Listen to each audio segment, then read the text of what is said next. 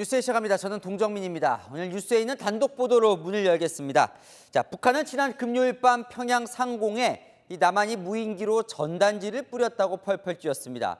우리는 확인해 줄 수 없다는 입장이었는데요. 일각에서는 자작극 가능성도 제기했는데 실제 평양 상공에는 무인기가 3차례 떴던 것으로 취재됐습니다. 심지어 김정은 위원장 집무실 위를 날았던 것으로 파악됐습니다. 평양 영공이 뻥 뚫렸던 사실을 뒤늦게 알게 된 북한, 비상에 걸렸습니다. 이솔 기자의 단독 취재 내용입니다. 사흘 전인 11일, 북한은 외무성 중대 성명을 통해 남한이 평양 상공에 무인기를 보냈다고 주장했습니다. 한국은 지난 10월 3일과 9일에 이어 10일에도 심야 시간을 노려 무인기를 평양시 중구역 상공에 침범시켜 수많은 반공화국 정치모략 선동 비례를 살포하는 천인공노할 만행을 감행하였다. 북한의 자작극 가능성까지 제기됐는데 취재 결과 평양 상공에 무인기가 뜬 것은 사실인 것으로 드러났습니다. 정부 소식통은 3일과 9일 그리고 10일 3차례에 걸쳐 무인기가 평양 상공을 지나간 것은 맞다고 전했습니다. 다만 이 관계자는 누가 무인기를 보냈는지에 대해서는 말을 아꼈습니다. 무인기가 김정은 국무위원장 집무실 위로도 지나간 것으로 알려지면서 북한에는 비상이 걸렸습니다. 앞서 김정은 북한 국무위원장은 8일 공개된 연설에서 남한을 공격할 의도가 없다고 밝혔는데 이때까지도 무인기 침투 사실을 파악하지 못한 것 아니냐는 관측이 나옵니다. 우리는 솔직히 대한민국을 공격할 의사가 전혀 없습니다. 의식하는 것조차도 소름이 끼치고 그 인간들과는 마주서고 싶지도 않습니다. 김여정 북한 노동당 부부장은 평양 무인기 사건의 주범이 대한민국 군부 쓰레기들이라는 것을 명백히 알고 있다고 맹비난했습니다. 채널A 뉴스 이솔입니다. 자, 지금부터는 전방에서 북한군의 움직임을 예의주시해야 할 때입니다. 북한군이 전방에 있는 8개 포병 부대에 완전 무장한 채 사격 준비를 하라고 지시를 내렸습니다. 우리 군도 화력 대기 태세, 자주포 배치로 맞대응하고 있습니다. 박수희 기자입니다. 북한 국방성 대변인 명의로 성명이 나온 건 어젯밤 10시 15분쯤. 한국 무인기의 평양 침투를 언급하며 추가 도발 가능성에 대비해 국경선 부근의 포병 연합부대들의 사격 준비 태세를 지시했다고 밝혔습니다. 완전 사격 준비 태세를 갖출 때 대한 10월 12일부 총참모부 작전 예비 지시가 하달된 데 대해서 공개했습니다. 국경선 일대에 4개 군단에 포진한 8개의 포병 여단을 사격 대기 태세로 전환한다는 내용입니다. 북한 및 군 전문가들은 북한이 밝힌 8개 포병 여단은 170mm 자주포와 240mm 방사포 등 장사정포를 운영하는 전방부대라며 이들을 대기 태세로 전환한다는 것은 대남 포격 가능성을 언급한 것이라고 보고 있습니다. 북한이 포병 여단의 개수까지 언급하며 사격 준비 태세를 지시한 건 이례적입니다. 방사포와 자주포들이 일제 사격을 할 경우에는 15km에서 한 60km에 해당되는 목표물들은 이제 집중 포화 사격을 받게 되는 상황이 됩니다. 수도권이라든가 도시 겨냥될 때는 상당한 타격이 이제 예상이 된다고. 김여정 노동당 부부장도 이틀째 담화문을 내고 무모한 도전 객기는 대한민국의 비참한 종말을 앞당길 것이라며 경검항동을 삼가라고 위협했습니다. 다만 군 관계자는 북한군이 이번 지시를 예비 지시라고 밝혔는데 우리의 대응에 따라 본지시라는 다음 카드를 꺼내는 등 도발 수위를 조절하겠다는 뜻을 내비쳤다는 분석도 나옵니다. 우리 군은 나흘째 대북 감시 경계와 K9 자주포 등의 화력 대기 태세를 유지 중입니다. 채널A 뉴스 박수희입니다. 이뿐만이 아닙니다. 북한이 남북을 잇던 경의선과 동해선 도로들을 폭파시키려는 준비를 하고 있는 걸 우리 군이 포착했습니다. 이르면 오늘 폭파 감행 가능성도 있습니다. 김용성 기자입니다. 합동참모본부가 밝힌 북한의 또 다른 도발 정황은 경의선과 동해선 도로 폭파 가능성이었습니다. 합참은 오늘 오전 북한의 도로 폭파 준비 움직임이 우리 군 감시 장비에 포착됐다며 이르면 오늘도 폭파가 가능한 상태라고 밝혔습니다. 가림막을 설치해 놓고 그 가림막 뒤에서 작업하는 것들이 식별되고 있고요. 그 도로를 폭파하기 위한 준비 작업들을 하고 있습니다. 북한은 닷새 전인 이달 9일 남쪽 국경을 완전히 끊고 방어 구조물까지 쌓는 요새화 공세를 진행한다고 밝힌 바 있는데 우리 군은 이번 폭파 준비 역시 그 일환으로 보고 있습니다. 북한의 군사분계선 일대를 막는 단절 작업은 지난해 말부터 진행돼 왔습니다. 대표적인 남북 통로 4곳은 지뢰를 매설하고 철도 레일을 뜯는 등 이미 막힌 상태입니다. 김정은의 제시에 따라서 제2 적대국 관계를 설정하면서 계속 진행해 와서 8월 달에 사실 실질적으로 전체가 차단이 되었다. 우리 군은 북한이 국면 전환을 위해 우주 발사체를 발사하거나 서해 접경 지역에 포사격을 실시하는 등 다양한 도발을 실시할 가능성을 염두에 두고 대비하고 있습니다. 채널A 뉴스 김용성입니다. 대통령실이 다음 달 영부인 김건희 여사를 전담할 제2부속실을 공식 출범할 계획인 것으로 파악됐습니다. 자, 11월 1일 국회 국정감사가 끝나는 대로 신임 제2부속실장을 포함해 약 7명 규모로 출범합니다. 먼저 최승현 기자의 단독 보도입니다. 대통령실이 김건희 여사를 전담할 제2부속실 공식 출범 시점을 잡은 것으로 파악됐습니다. 다음 달 1일 대통령실에 대한 국회 국정감사가 끝나자마자 출범합니다. 지난 7월 제2부속실 설치를 공식화한 뒤 3개월 만입니다. 제2부속실은 지금 설치하려고 준비 중입니다. 부속실이 이제 본격적으로 좀 일을 하게 되지 않을까 그런 생각을 하고요.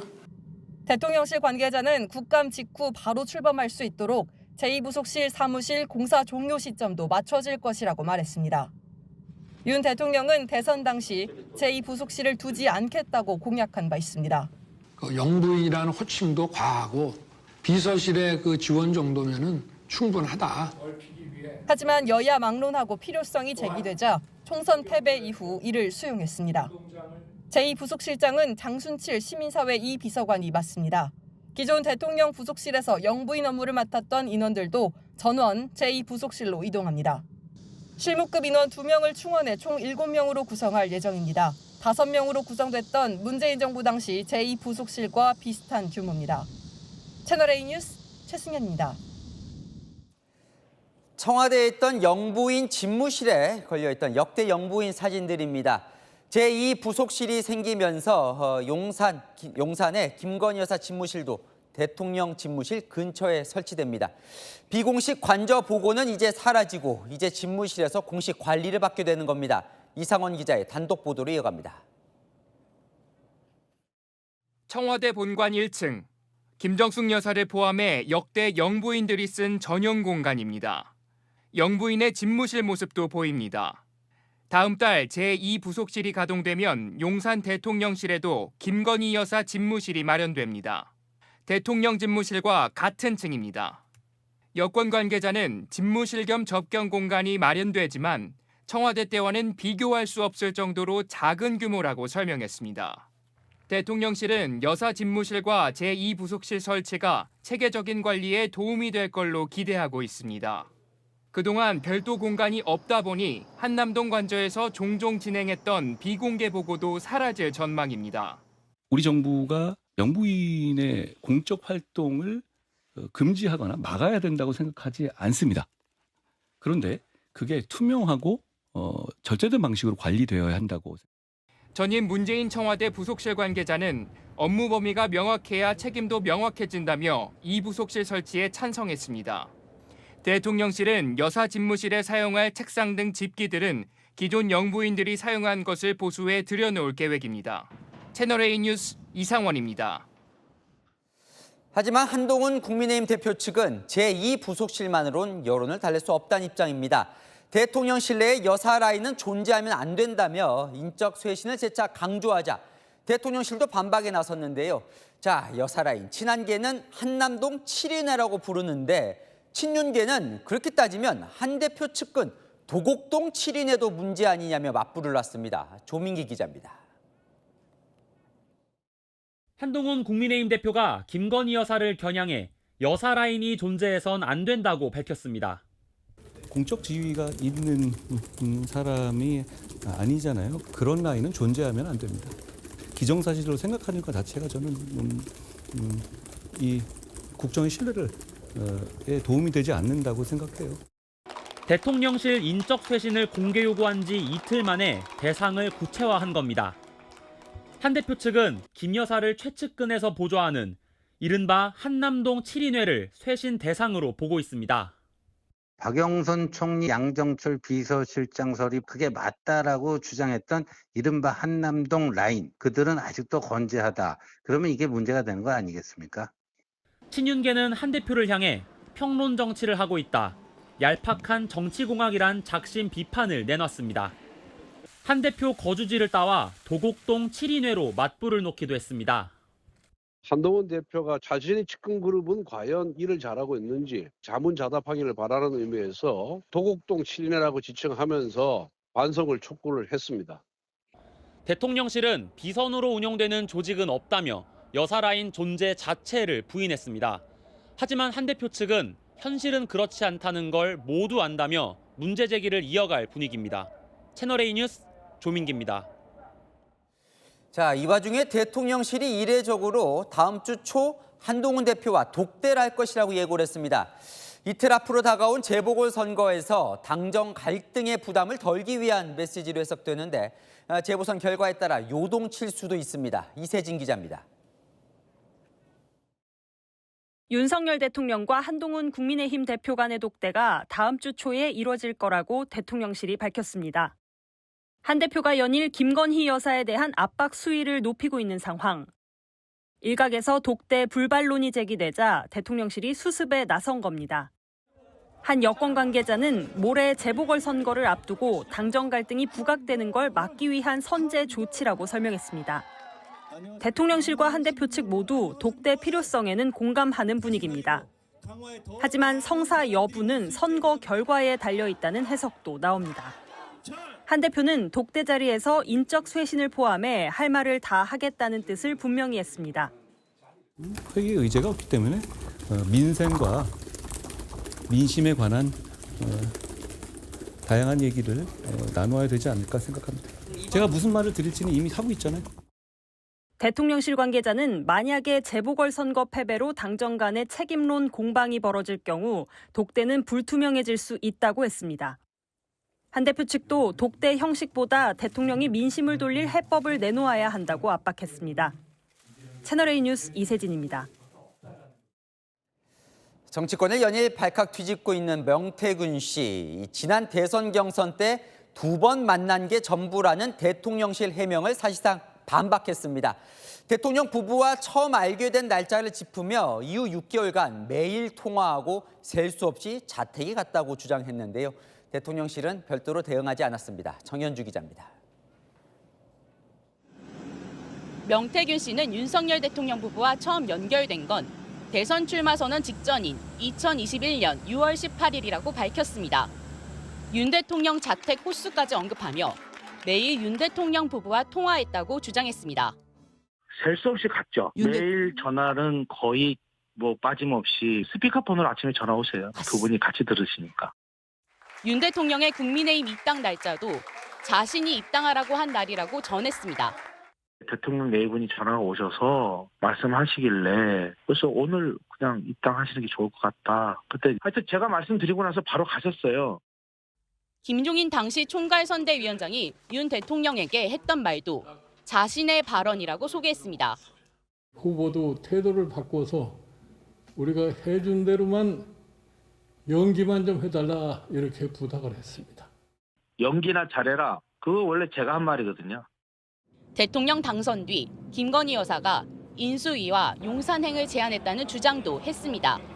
대선 이후에는 대통령 여사가 얼마나 청와대 가자고 인수위에 와서 사람들 면접 보라고 그랬어요. 윤 대통령 부부가 이준석 의원을 좋아했지만 윤 대통령 측근들이 이간질했다는 말도 했습니다. 대통령실은 이와 관련해 별도의 입장을 내지 않았습니다. 채널A 뉴스 정현주입니다. 이 명태균 씨에 대해선 지금 수사가 진행 중이죠. 명 씨 휴대전화에 어떤 자료들이 남아있는지가 중요할 텐데요. 명 씨는 중요 순간순간 휴대전화를 바꿔왔던 것으로 파악됐습니다. 최재현 기자입니다.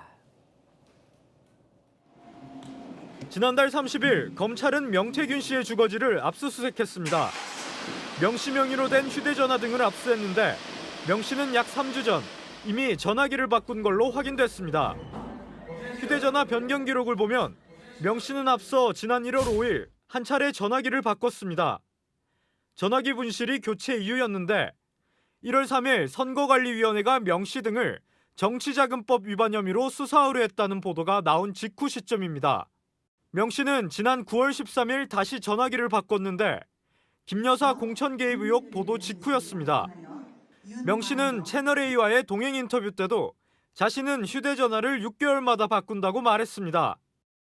검찰에 휴대전화기 압수수색에 대해 사랑방 내줬는데 안방까지 내줘야 하냐며 또 다른 휴대전화기의 존재 가능성을 내비치기도 했습니다.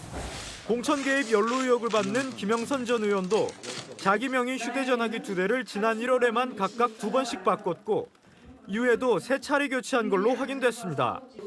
오늘 국회의 고위공직자 범죄수사처 국정감사에서 야당 의원들은 명 씨 등이 고발된 사건에 대한 적극 수사를 요구했습니다. 정치자금법 위반에 대해서 고발되어 있고 지금 수사하고 있습니다. 채널A는 명태균 씨에게 당시 휴대전화 교체 이유 등에 대해 설명을 들으려 수차례 연락했지만 회신을 받지 못했습니다. 채널A 뉴스 최재원입니다. 검찰이 도이치모터스 주가 조작 사건과 관련해 김건희 여사에 대한 최종 처분을 이번 주 내릴 전망입니다. 수사심의위원회는 거치지 않고 내부 레드팀을 꾸려 살펴본 뒤 17일쯤 발표합니다. 이세아 기자입니다. 검찰이 이번 주 도이치모터스 주가 조작 사건 관련 김건희 여사의 기소 여부를 발표합니다. 17일 발표가 유력한데 서울중앙지검 국정감사가 열리는 18일 하루 전날입니다. 중앙지검 수사팀은 명품백 사건 때와 달리 수사심의위원회는 열지 않을 방침입니다. 수사심의위 소집 요청은 피의자나 고소인, 기관 고발인이 할 수 있는데 이번 사건은 김 여사 외에는 요청 권한이 없습니다. 검찰총장의 직권 회부가 가능하지만 이 사건은 수사지휘권이 없어 역시 개최 권한이 없습니다. 김건희 여사에 대한 수사를 포함해서 어떤 사건이라도 법과 원칙에 따라 성역 없이 수사하시겠습니까? 예, 검사의 당연한 의무입니다. 명품백 사건과 달리 도이치모터스 사건은 법리와 사실관계 등이 복잡해 단시간에 외부 수심위원들이 검토하기엔 무리가 있다는 게 수사팀 의견입니다. 대신 수사팀 외부의 다른 검사들로 이른바 레드팀을 꾸려 사건 기록을 살펴보고 수사에 허점이 있는지를 내부 검토한다는 방침입니다. 내부 검토 과정에서 김 여사가 검찰 조사 당시 직접 주식을 거래했다고 한 진술을 주가 조작 관여 정황으로 볼지가 기소 여부를 가를 전망입니다. 채널A 뉴스 이세아입니다. 문달 씨의 음주교통사고 피해자인 택시기사가 지난 9일 경찰 조사를 받은 걸로 확인됐습니다. 병원에 가겠다라고는 했지만 아직 상해 진단서를 제출하지는 않았는데요. 보험사에 접수된 피해 차량 예상 수리 비용은 280만 원으로 파악됐습니다. 이기상 기자의 단독 보도입니다. 지난 5일 새벽 만취 상태로 운전하다 택시와 사고를 낸 문재인 전 대통령 딸 다혜 씨. 피해 택시 차량의 예상 수리 견적이 280만 원인 걸로 파악됐습니다. 다혜 씨 측 보험회사가 사고 접수를 하며 낸 예상 견적으로 아직 최종 확정된 비용은 아닙니다. 피해 택시는 국산 준대형 세단이었습니다. 지난해 12월 다혜 씨 소유 차량이 사고가 나 지급된 보험 수리비보다 100만 원가량 많습니다. 앞범퍼를 새 걸로 교체하는데 비용이 얼마나 들까요? 한 65만에서 70만 원 정도 나옵니다. 색칠만 새로 하는 건요? 한 40만 원 정도 나가죠. 피해 택시기사가 지난 9일 경찰 조사를 받은 사실도 확인됐습니다. 당시 기사는 병원에 가겠다고 했지만 닷새가 지난 오늘까지 상해 진단서를 내지는 않은 걸로 파악됐습니다. 음주 교통사고는 피해자가 상해 진단서를 내면 처벌 수위가 올라가게 됩니다. 오늘 경찰 관계자는 진단서가 들어오면 교통사고 처리 특례법이 적용될 것이라고 설명했습니다. 피해 기사가 아직까지 상해 진단서를 내지 않은 이유가 다혜 씨 측과 합의를 했기 때문인지는 확인되지 않고 있습니다. 경찰은 다혜 씨의 출석 조사 일정을 조율 중이라며 예외를 둘 특별한 사안이 없는 만큼 용산경찰서 외에 제3의 장소 조사는 고려하고 있지 않다고 밝혔습니다. 채널A 뉴스 이기상입니다. 네, 3부 내일 체크하고 임성근 전 사단장 구명로비 의혹이 제기됐던 그 해병대 단톡방 기억나시죠? 당시 민주당은 이 3부가 대통령 부부와 친한 3부 토건을 의미한다는 이유로 김건희 여사 특검법에도 넣었습니다. 그런데 국민의힘이 당시 3부는 야간 골프를 의미하는 3부라며 단톡방 멤버들의 통화 녹취를 들고 반격에 나섰습니다. 구자준 기자입니다. 해병대 단체 대화방 화면. 이종호 전 블랙펄 인베스트 대표의 3부 내일 체크하고라는 메시지를 두고 민주당은 3부 토건 주가 조작 의혹을 꺼내들었습니다. 이종호 씨가 송호정 씨에게 3부 내일 체크하삼. 송호정 씨가 네 감사합니다. 뭐가 감사하죠? 주식을 샀다는 거 아닙니까? 국민의힘은 오늘 대화방 참석자들 간의 통화 음성을 공개하며 3부는 골프의 3부라고 주장했습니다. 3부가 4, 5시에 친대. 그런 것 같습니다. 그래서 못 치면은 나이론이라도 이렇게 치면은 3부 정도는 돼 있을 때 치지 않냐. 여름이고 하니까 이 얘기지. 이렇게 프레임을 만드네 얘가. 정직 해병대원들이 5분이 이제 그 골프장을 방문하고 지금 대화의 맥락상 보면은 3부 내일 체크하고란 말이 당연히 야간 라운딩 3부를 의미하는 것이 명백하다고 생각합니다. 민주당은 말 맞추기 위한 재녹취가 아니냐고 의심했습니다. 5월에 했던 카톡방 그것을 다시 이번 7월에 재녹음을 한 거예요. 증거 인멸하려고 녹취를 했어요. 그리고 이걸 여당 의원에 제공한 겁니다. 녹취 당사자들은 국정감사에 증인으로 출석해 3부 토건을 전혀 몰랐다며 골프장 3부 라운딩이 가능한지 검토하자는 취지였다고 답했습니다. 채널A 뉴스 구자준입니다. 병무청 설립 이래 사상 처음 상상도 못할 일이 벌어졌습니다. 남의 신분증으로 대신 군대에 간 겁니다. 대리 입영을 한 거죠. 군은 의뢰자가 자수하기 전까지 석 달 가까이 까마득히 모르고 있었습니다. 강경모 기자 보도 보시고 아는 기자 이어갑니다. 강원 홍천군의 신병교육대의 20대 남성 A씨가 입소한 건 지난 7월. 석 달 가까이 군 생활을 이어갔습니다. 그런데 부대가 발칵 뒤집혔습니다. 병무청이 A씨를 체포한 겁니다. 알고 보니 입영해야 할 사람은 A씨가 아닌 또래 남성 B씨였습니다.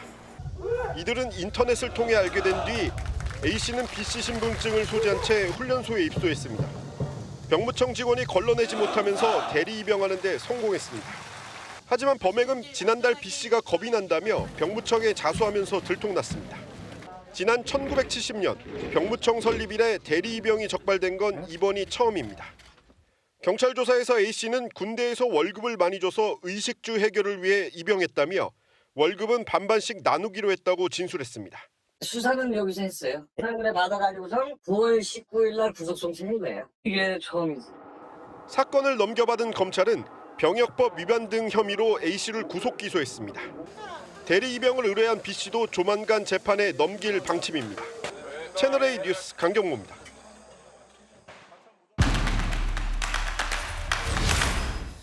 네, 아는 기자 외교안보 국제부 김민곤 기자 나와 있습니다. 초유의 사건인데 대리 입영이라니 이게 가능이나 할 얘기입니까? 일단 이번 사건의 시작을 한번 같이 보면요. 온라인으로 접촉해서 대리 입영을 계획을 세운 A씨와 B씨 두 남성으로부터 시작을 합니다. 원래 입대했어야 할 B씨 대신에 A씨가 병사 월급의 절반을 받는 조건으로 군대를 대신 간 겁니다. A씨는 지난 7월에 B씨의 신분증을 들고 강원 홍천군의 사단 신병교육대에 입소를 합니다. 이후에 운전병 임무를 위해서 후반기 교육까지 받고 있었는데요. 두려움을 느꼈던 B씨가 뒤늦게 자수하면서 대리 입대의 전말이 드러나게 됐습니다. 그러니까 생활고에 시달리다 보니까 월급 반반 받는 조건으로 대신 갔다는 거예요. 병사 월급이 어느 정도죠 지금? 예, 올해 기준으로 한번 살펴보면요. 입영 월급은 64만 원이고 일병은 80만 원, 상병은 100만 원, 병장은 125만 원입니다. 석 달 정도 군 복무를 했다고 하니까 지금까지 100만 원 정도 돈을 번 것으로 보입니다. 군대를 대신 간 A씨, 수사기관의 범행 동기에 대해서 이렇게 진술했다고 합니다. 군대에서 월급을 많이 주고 의식주도 해결하기 위해 입영했다라고 말입니다. 자, 무엇보다 충격적인 건 이제 군이 걸러내질 못했다는 건데 신분증을 대신 들고 입대를 했는데 이걸 어떻게 못 걸러냅니까? 그죠. 허술했던 거죠. 이 통상 자대 배치까지는 수차례 이 신원 확인 절차를 거칩니다. 이 매 절차 때마다 병무청이나 군은 신원을 제대로 확인하지 못한 겁니다. 취재를 해보니까요. 대리 입영을 하기로 한 A씨, 병무청 신체 검사 때부터 대리를 시작했습니다. 군 입대 후에 혈액형 등의 신체 정보가 공개될 경우에 대비해서 신체 검사 때부터 대리를 했다는 얘기가 나옵니다. 신병교육대에 입소를 할 때에도 자신의 신분증이 아닌 B씨의 신분증을 갖고 갔지만 적발되지 않았습니다. 그리고 신병교육대와 후반기 교육에서도 대리 입영 사실은 드러나지 않았습니다. 신체 검사 때에도 신병교육대 입소 때에도 후반기 교육 때에도 대리 입영 사실을 걸러내지 못한 겁니다. 더 충격적인 건 자수하기 전까지 모르고 있었다는 겁니다. 자, 이렇다면 병무청은 뭘 좀 재발 방지책을 내놔야겠죠? 예, 맞습니다. 병무청은 1970년 설립 이래 처음 있는 일이라고 설명을 하고 있습니다. 병무청의 허술한 신원 확인은 도마에 오를 수밖에 없게 됐습니다. 병무청은 홍채 인식을 포함한 생체 정보 신분 확인 시스템 도입을 신중하게 검토하겠다고 합니다. 또 병역 의무자의 신분 확인 절차와 직원 교육을 강화하겠다고 하는데 제대로 될지는 지켜봐야 할 것 같습니다. 그리고 재판 결과에 따라서 사건과 관련된 직원에 대한 이 징계 조치 역시 함께 이루어질 예정입니다. 네, 철저히 살펴봐야겠네요. 아는 기자 김민곤 기자였습니다. 네, 개그맨 이진호 씨가 인터넷 불법 도박으로 거액의 빚을 졌다고 밝혔습니다. 방탄소년단 지민을 비롯해서 돈을 빌려줬다가 받지 못한 연예인이 여럿입니다. 배준석 기자입니다. 개그맨 이진호 씨가 자신이 불법 도박을 했다고 인정했습니다. 오늘 자신의 SNS에 2020년 인터넷 불법 도박을 시작했고 감당하기 힘든 빚을 떠안게 됐다고 밝혔습니다. 뒤늦게 손을 뗐지만 많은 사람에게 금전적인 도움을 받은 상태였다며 지금은 돈을 갚고 있다고도 했습니다. 실제로 이 씨에게 돈을 빌려주고 돌려받지 못한 연예인도 있었습니다. BTS 멤버 지민은 이 씨에게 1억 원을 빌려줬다가 돌려받지 못했습니다.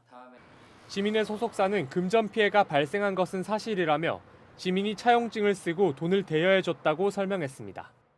이 씨는 같은 예능 프로그램에 출연 중인 개그맨 A씨로부터 수천만 원을 빌렸지만 돌려주지 않았습니다. 이 씨에게 돈을 빌려준 걸로 알려진 가수 B씨 측은 빌려준 돈을 모두 돌려받았다고 밝혔습니다. 이 씨는 불법 도박 사실을 인정한 뒤 공식 활동에 나서지 않고 있습니다. 오늘 참석 예정이었던 예능 프로그램 제작 발표회에도 불참 의사를 밝혔습니다. 한 명의 어떤 개인적인 그 사생활을 통해서 저희 프로그램이 흔들리지는 않습니다. 그래서 저도 그 소식은 조금 전에 들었는데 이 씨는 향후 경찰 조사도 성실히 받고 잘못의 대가를 치르겠다고 밝혔습니다. 이 씨는 지난 6월에도 돈을 빌렸다가 갚지 않아 사기 혐의로 경찰에 고소당했습니다. 당시에는 피해자와 합의가 이뤄져 처벌을 받지는 않았습니다. 채널A 뉴스 배준석입니다. 고속도로를 달리던 차량이 가드레일을 들이받은 뒤 다른 차량과 부딪히며 7중 추돌 사고를 냅니다. 2명이 숨지고 12명이 다쳤는데 사고로 인한 운전자는 급발진을 주장했습니다. 김대욱 기자입니다. 고속도로 곳곳에 부서진 차량들이 멈춰서 있습니다. 도로 한가운데엔 사람들이 나와 있습니다. 소방대원들은 차 안에 손전등을 비추며 구조 작업을 벌입니다. 차들이 좀 뒤엉켜 있었고요. 통행은 아예 안 되던 상황이었고요. 그러니까 어떤 차가 부딪혔는지도 모를 정도로 이제 정신이 없으셨던 상태였고. 사고가 난 건 어제 오후 6시 35분쯤. SUV가 속도를 줄이지 못하고 갓길을 넘어 가드레일을 들이받은 뒤 앞에서 서행 중이던 차량 7대를 연이어 들이받았습니다. 이 사고로 20대 남녀 2명이 숨지고 가해 차량 운전자 등 12명이 다쳤습니다. 사고 수습 여파로 서울 방향 4개 차로가 모두 통제돼 일대 10km 구간이 1시간 넘게 극심한 정체가 빚어졌습니다. 50대 가해 차량 운전자는 급발진을 주장하는 것으로 전해집니다. 음주운전은 아니었습니다. 차가 컨트롤이 안 되니까 갓길로 가다가 사고가 난 거예요. 차가 이상하죠. 브레이크가 안 듣는다는 등 얘기를 하고 있는데. 경찰은 가해 차량을 국립과학수사연구원에 보내 결함 여부를 확인할 계획입니다. 채널A 뉴스 김대욱입니다. 금어기가 끝나면서 불법 조업을 시도하는 중국 어선 늘고 있습니다. 이를 막으려는 우리 해경의 단속 현장에 홍진우 기자가 동행했습니다. 우리나라와 중국 간 바다의 경계 지역. 해경 대원들이 고속 단정을 타고 나아갑니다. 우리 해역에 들어온 300톤급 중국 어선이 포착됐습니다. 해경 함정과 긴박한 무전이 이어집니다. 이중 거물 사용 여부도 같이 체크하시기 바랍니다. 2.5m 넘는 높은 파도에 온몸은 흠뻑 젖고 카메라도 물에 잠깁니다. 깃발을 흔들며 어선을 세웁니다.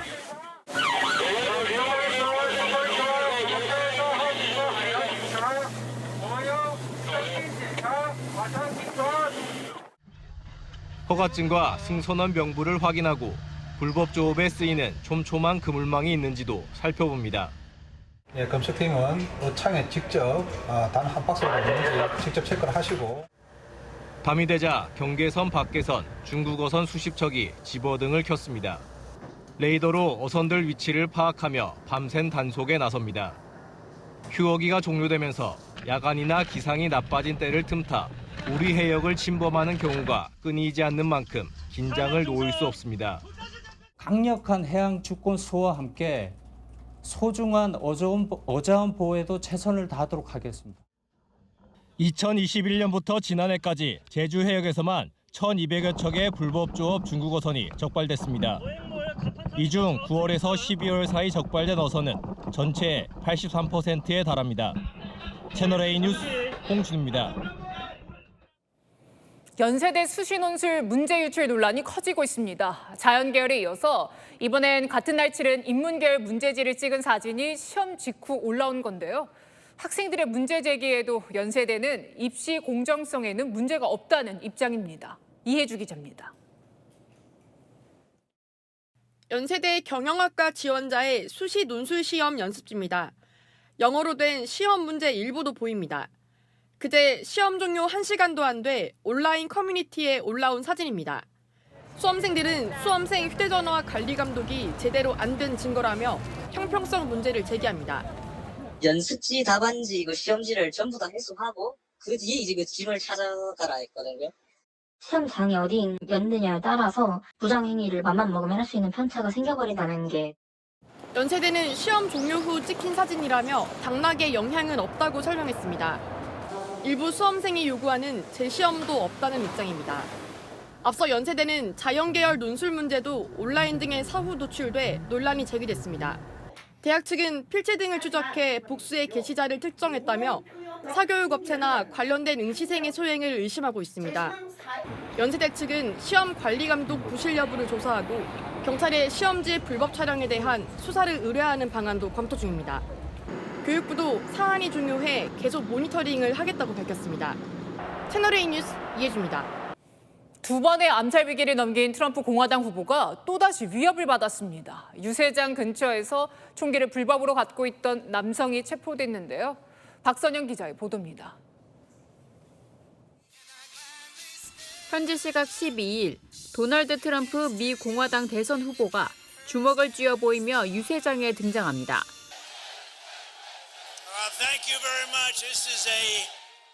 현지 경찰은 이날 유세장 밖 차량 검문소에서 총기를 소지한 49살의 남성 벤 밀러를 발견해 체포했습니다. 검은색 SUV 차량에 타고 있던 밀러는 산탄총과 장전된 권총, 대용량 탄창을 불법으로 소지하고 있었습니다. 사건 발생 하루 뒤 이런 사실을 알린 경찰은 밀러는 기자단과 VIP를 가장해 보안 검색대를 통과했고 암살을 시도했을 가능성이 있다고 밝혔습니다. If you're asking me right now, I probably did have deputies that prevented the third assassination attempt. 당일 보석금을 내고 석방된 밀러는 본인은 무고하다고 주장했습니다. They were on this frankly idiotic notion that I was there to cause harm. Police officer, hey, I have firearms. And I actually said, when I first drove up there, I said, look, if it's an issue, I could do a U-turn and go away because carrying a firearm is protected by our Constitution. 신변 위협 우려에도 불구하고 트럼프는 카멀라 해리스 민주당 대선 후보의 지지율을 따라잡았습니다. 현지 시각 어제 발표된 여론조사에서 두 후보의 지지율은 동률로 지난달 조사 때보다 격차가 5%포인트나 줄었습니다. 해리스를 지지하던 흑인과 히스패닉 유권자들이 이탈하고 있는 것이 주요 원인으로 꼽힙니다.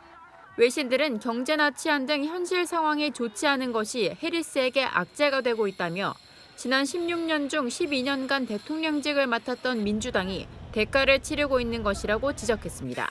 채널A 뉴스 박선영입니다. 중국이 육해공군과 로켓군을 동원해서 대만을 포위하는 군사훈련을 실시했습니다.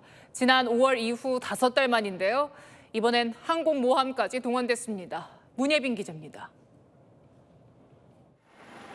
야오닝 항공모함 갑판에서 함재기가 번쩍이며 날아오릅니다. 현지 시각 오늘 오전, 중국이 5개월 만에 대만 포위 훈련에 나섰습니다. 지난 5월 포위 훈련 당시엔 5개 지역에 군 병력을 배치했습니다. 하지만 육해공 로켓군 병력이 모두 동원된 이번 훈련은 대만을 6개 방향에서 포위하는 형태로 진행됐습니다. 당시 사용되지 않았던 랴오닝함까지 투입됐습니다. 랴오닝함은 중국이 우크라이나서 도입해 14년 동안 개조를 거쳐 선보인 최초 항공모함입니다. 대만 동쪽 해상에서 미국 등 외부의 개입을 차단하는 역할을 할 것이라는 관측이 나오고 있습니다. 舰机多项抵近台岛，诸军兵种联合突击，重点演练海空战备警巡。 동부정부는 대만 독립도모 세력에 강력한 충격을 주고 국가 주권과 통일을 수호하기 위함이라고 주장했습니다. 이번 훈련은 지난 10일 라이칭더 대만 총통이 건국기념연설에서 독립 발언을 한 것에 대한 대응 조치로 분석됩니다. 中华人民共和国无权代表台湾 대만이 즉각 비이성적 도발 행위라고 반발하면서 중국과 대만 간 군사적 긴장감이 고조되고 있습니다. 대만 국방부는 이날 전쟁을 피하지 않고 대응한다는 확고한 의지를 견지한다고 밝혔습니다. 채널A 뉴스 문예빈입니다. 일론 머스크의 스페이스X가 만든 화성 탐사선 스타쉽이 5차 시험 비행에 성공했습니다. 공중 분리된 로켓을 로봇팔로 다시 잡아내는 경이로운 모습도 포착됐습니다. 배정현 기자입니다. 3, 2, 1.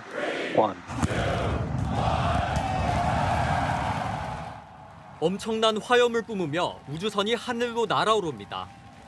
일론 머스크가 이끄는 민간 우주기업 스페이스X의 화성 탐사선 스타쉽입니다. 발사 3분도 채 되지 않은 시각, 1단 추진체 슈퍼 헤비 로켓이 분리됩니다. Most engines cut off. Stage separation. 잠시 후 왔던 길을 무서운 속도로 내려오는 슈퍼 헤비.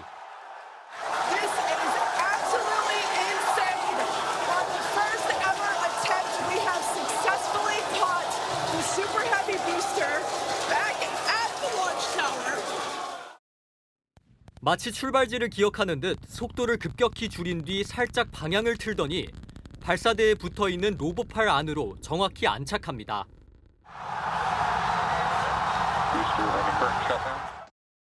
거대 로켓 높이 71m, 직경 9m의 슈퍼 헤비를 회수하는 순간입니다. 젓가락으로 음식을 잡듯 추진체를 잡는 첫 시도를 성공한 겁니다. This is a day for the engineering history books. 스타쉽의 우주선 본체도 75분간 비행을 마친 뒤 인도양에 무사히 착륙했습니다. 비용 절감을 위한 신기술까지 제대로 선보이면서 이번 5차 지구궤도 시험 비행이 지금까지 중 가장 완성도가 높다는 평가가 나옵니다. 일론 머스크는 시험 비행이 마친 후 자신의 SNS 계정에 타워가 로켓을 잡았다며 기쁨을 감추지 않았습니다. 추진체 회수까지 성공한 스타쉽은 사람이나 화물을 150톤까지 실을 수 있습니다. 채널A 뉴스 배정현입니다. 이집트 남부에서 기관차가 앞서가던 여객열차를 들이받는 사고가 났습니다. 충돌한 열차가 수로에 빠지며 20명 넘는 사상자가 발생했습니다. 장하연 기자입니다. 열차 절반 정도가 수로에 처박혀 있습니다. 위태롭게 물 위로 걸쳐진 열차 위로 사람들이 분주하게 움직입니다. 창문과 천장을 통해 구조 작업에 나선 겁니다. 추락을 피한 열차도 형체를 알아볼 수 없을 만큼 찌그러졌습니다. 현지 시간 13일 이집트 남부에서 열차 충돌 사고가 발생했습니다. 수도 카이로 남쪽에서 270km 떨어진 미냐주에서 기관차가 카이로행 여객 열차와 충돌한 겁니다. 이 사고로 열차 2대가 근처 수로에 빠졌고 전동보트는 물론 나룻배까지 동원해 승객을 구조했습니다. 현지 언론에 따르면 1명이 숨지고 21명이 다쳤습니다. 카멜 엘 와지르 교통부 장관은 열차 운영자와 신호탑 관리자 등 이번 열차 사고 책임자들에 대해 검찰 수사를 의뢰할 것이라며 본보기 처벌을 받게 하겠다고 강조했습니다. 와지르 장관은 또 사고 원인을 조사하기 위한 전문위원회 설립도 지시했습니다. 이집트는 낡은 철도 시스템으로 열차 사고가 빈번합니다. 지난달에도 나일 델타 지역에서 여객 열차 2대가 충돌해 3명이 숨지고 40명 넘게 다쳤습니다. 채널A 뉴스 장하연입니다. 축구 선수부터 감독 그리고 팬들까지 입을 모아서 열악하다라고 말하는 경기장 잔디. 대체 어느 정도길래 그런 건지 현장 카메라 김승희 기자가 취재했습니다. K리그 경기가 한창인 서울 상암 월드컵 경기장입니다. 최근 열악한 잔디 상태가 논란이 되고 있는데요. 현장으로 가보겠습니다.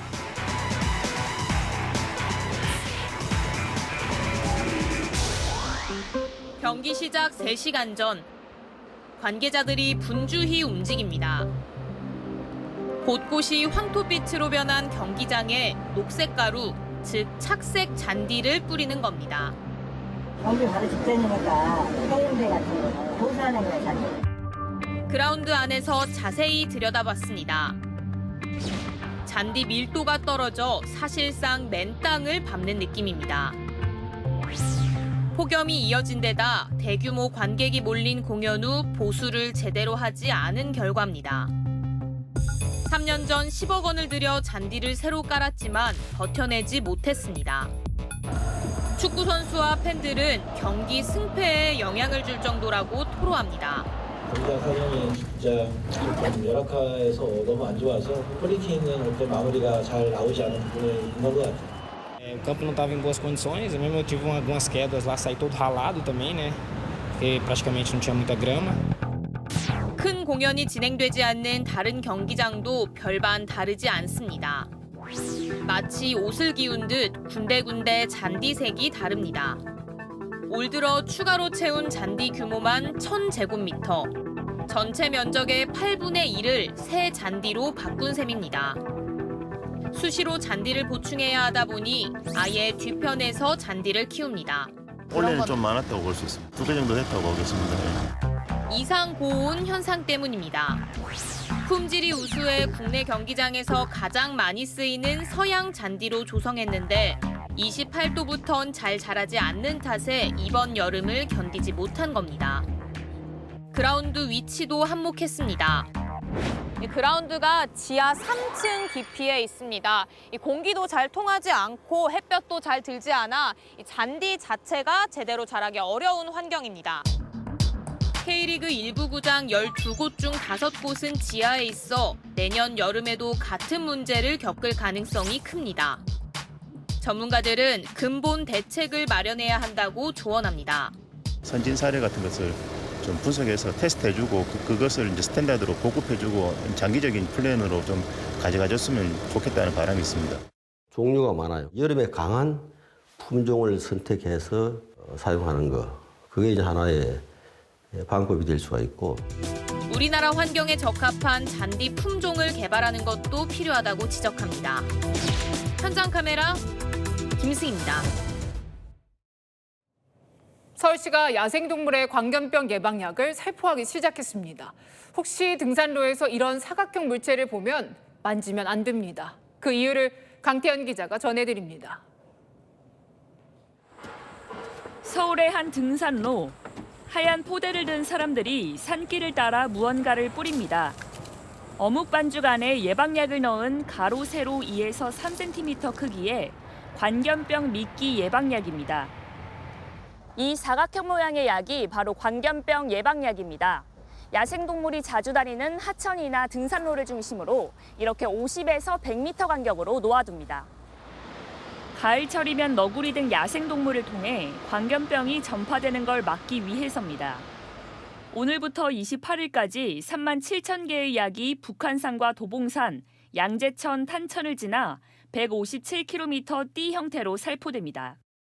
동물들이 먹으면 잇몸을 통해 약이 흡수됩니다. 살포 효과를 높이려면 사람 손을 타지 않아야 합니다.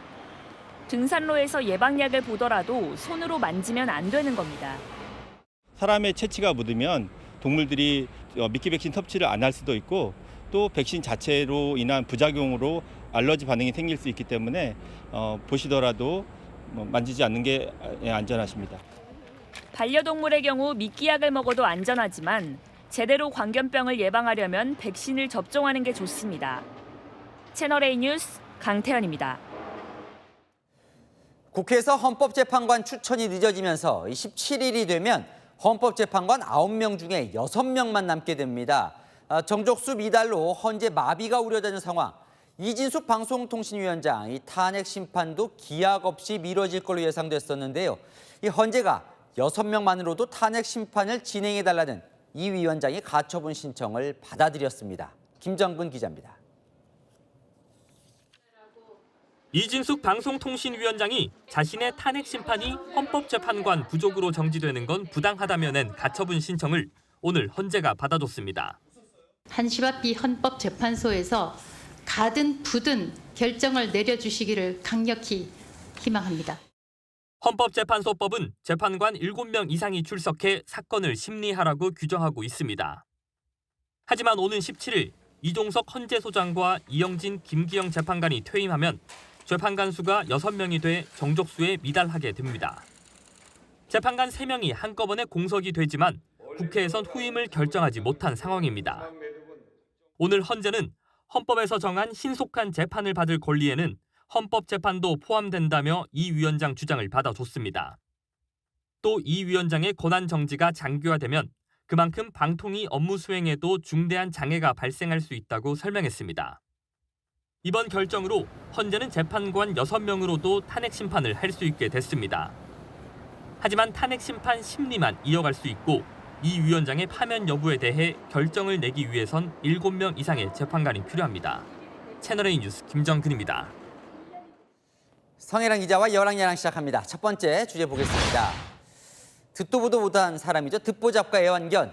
가운데 누굴까요? 네, 바로 명태균 씨입니다. 국민의힘 김재원 최고위원이 듣보잡이라고 부르자 명 씨 자신은 방 안의 애완견이었다며 김 최고위원을 공격했습니다.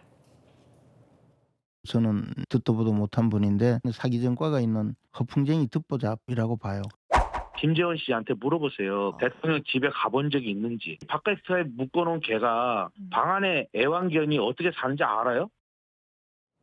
그러니까 명 씨는 본인이 더 핵심이었다는 거예요. 네, 스스로에 대한 자부심이 꽤 큰 것 같죠. 김재원 최고위원도 화가 많이 난 것 같습니다.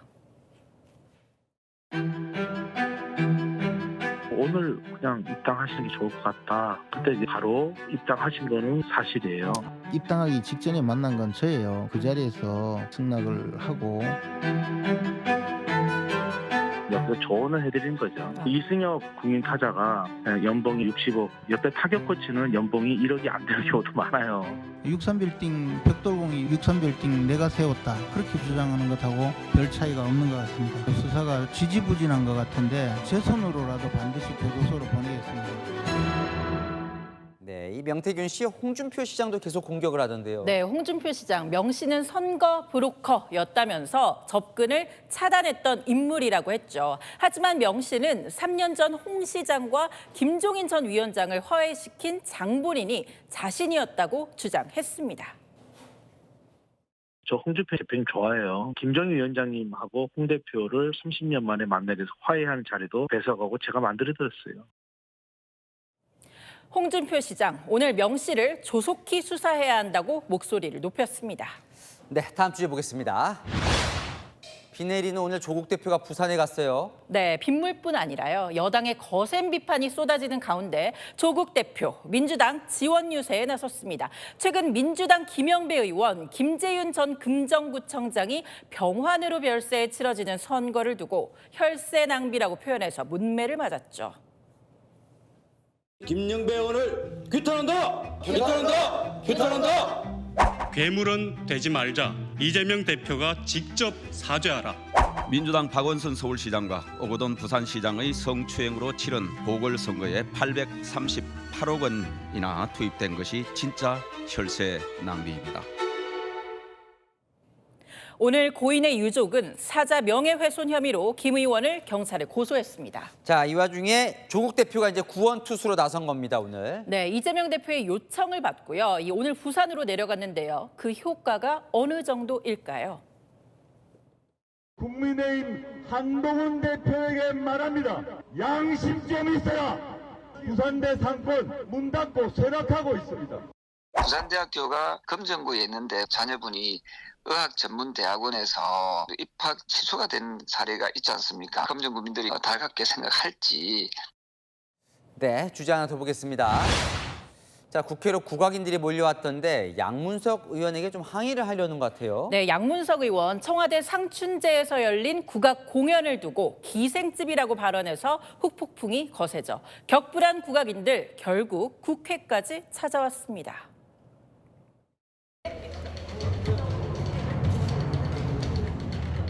양문석은 국회에서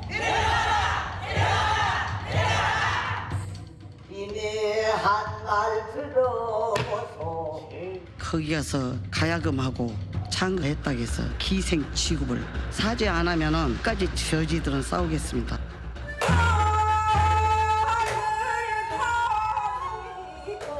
저도 10대서부터 이 소리만 해왔습니다. 저는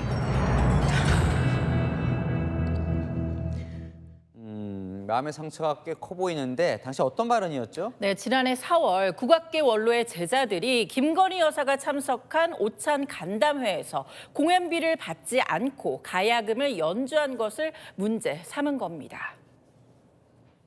이분들이 기생인가요? 자기 기생집으로 만들어 놓은 거잖아요. 대통령 부인 왔다고 공연 상납하고 보유자들의 제자들을 강제 동원해서 연주시키고. 자, 국민의힘은 양 의원을 이제 윤리위에 제소한다는데 양 의원은 아직 말이 없습니까? 네, 안 그래도 혹시 양 의원이 사과하지 않았냐고 물었는데요. 국악인들 이런 반응 보였습니다. 전혀 그런 적 없어요. 제 아들, 딸 얼굴을 못 봅니다. 아빠 평생 소리하더니 아빠 기생 소리 들어? 진짜 어떻게 할지 내가 모르겠어요. 반평생을 이게 왜 했는가? 양 의원 측에 사과 의사 있는지 연락했지만 아직 답 받지 못했는데요. 소리꾼들은 마음에 큰 상처를 입은 듯한데 의원님의 침묵은 길어지는 것 같네요. 네, 지금까지 여랑야랑이었습니다. 채널A가 개국 13주년을 맞아서 첫 리브랜딩에 나섰습니다. CI와 슬로건을 모두 새롭게 바꿨는데요. 새로운 콘텐츠로 새로운 세상을 보여주겠다는 채널A의 의지를 담았습니다. 이준성 기자입니다.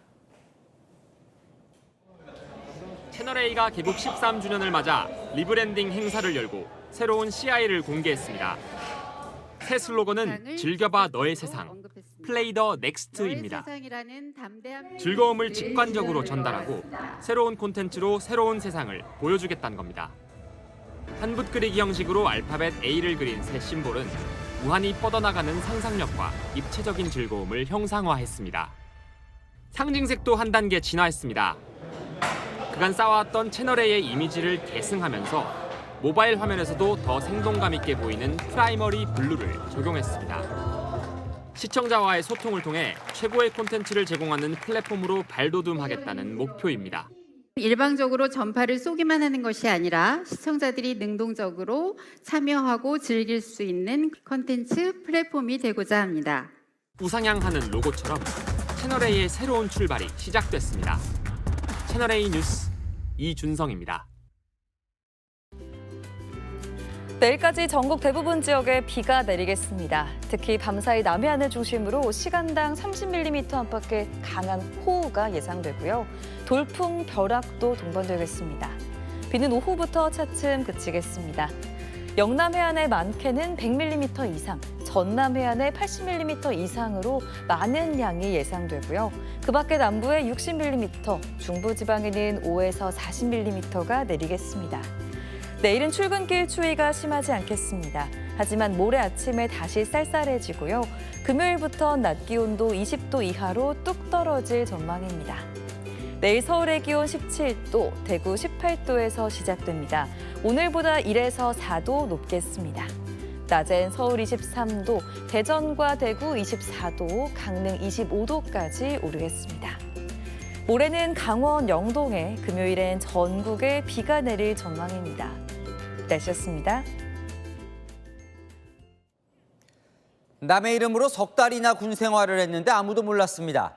월급을 반반 나눠 갖자며 남의 신분증을 들고 갔는데 병무청도 훈련소도 무사 통과였습니다. 일이 허술해서야 대비태세가 철저하다는 우리 군 믿을 수 있겠습니까? 마침표 찍겠습니다. 구멍 뚫린 국방 뉴스에 마칩니다. 감사합니다.